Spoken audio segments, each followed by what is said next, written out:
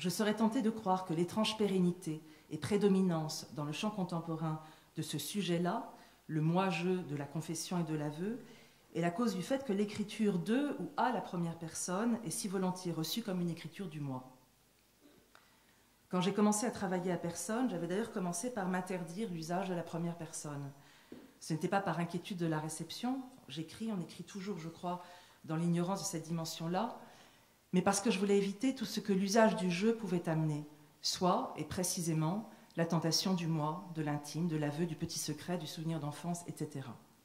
C'est aussi, et évidemment, parce qu'écrivant sur un homme à l'identité vacillante, morcelée, qui fut mon père, j'écrivais sur ce qui fait que je ne peux être assurée dans la cohérence et la cohésion d'un moi, sur ce qui, donc, peut-être, est cause que j'écris.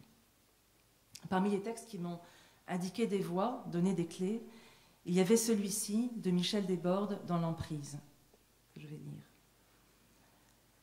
Ne pas avoir à dire je, ni davantage elle, mais autre chose, un mot, un pronom, qui cachant et dévoilant, donnant et reprenant, dirait ce que nous sommes et la manière dont nous l'entendons. Ce ne serait ni elle ni moi, ce serait une autre qui existerait avec ce peu de lettres-là. On, celle-là même qui raconte, qui ne voudrait pas raconter. Je, moi, elle, nous. Oui, il le faudrait ce mot, ce pronom qui manque à ce que nous sommes et doit exister quelque part sous les bris et les décombres et les grandes explications, qui serait là à chaque instant et jusqu'au dernier, pour nos adieux, nos dernières paroles. Je ne l'ai pas trouvé, ce pronom manquant, mais j'ai cherché un usage du je qui l'éloigne maximalement du moi. La contrainte formelle de l'abécédaire m'y a aidé, qui par elle-même faisait déjà barrage à l'intime et introduisait cette fois un jeu, JEU, celui entre les personas dont j'ai parlé, mais aussi entre les deux personnes qui dans le texte parlent à la première personne, entre ces deux jeux dont aucun ne fait bloc avec soi. Il y a donc un usage du jeu qui tend vers le elle, ou le il, ou encore le nous, ou le on, ou le soi. Laquelle de ces personnes écrit quand j'écris, c'est précisément ce qu'il faudrait déterminer. Ou encore, et pour formuler les choses dans l'autre sens, déterminer cette personne ou ce personne qui est le sujet de l'écriture, c'est sans doute une façon aussi de penser le jeu autrement que sous l'égide du moi, et le moi autrement que sous celle de l'intimité. Alors de cette autre figure du sujet, on trouverait différentes formules dans la philosophie grecque.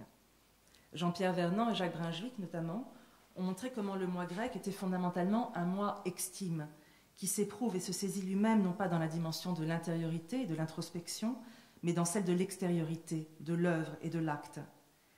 Vernant souligne ainsi que les Grecs n'ont pas écrit de journaux intimes ni de confessions. En revanche, ils ont bien pratiqué les genres de la biographie et de l'autobiographie. À ces différents genres, Vernant associe différentes conceptions de l'individu. À la biographie, l'individu stricto sensu. À l'autobiographie, ou encore aux mémoires, le sujet. Aux confessions et aux journaux intimes, le moi.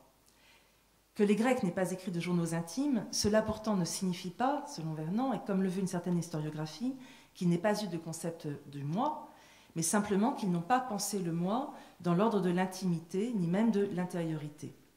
Bref, il y a bien, selon Vernant, un moi grec, mais celui-ci est dissocié de l'intériorité comme de l'unicité. Je cite quelques lignes de Vernant. L'individu se situe lui-même dans les opérations qu'il réalise, qu'il effectue en acte, energeia, et qui ne sont jamais dans sa conscience. Il n'y a pas d'introspection. Le sujet est extraverti. Il se regarde au dehors. Sa conscience de soi n'est pas réflexive, elle n'est pas replie sur soi, travaille sur soi, élaboration d'un monde intérieur intime, complexe et secret, le monde du jeu, elle est existentielle. Et Vernant écrit encore dans un autre texte, « Ma conscience est toujours accrochée à l'extérieur », Bernard Grotuissem résume ce statut de la personne antique en disant que la conscience de soi est l'appréhension en soi d'un « il », pas encore d'un « je ».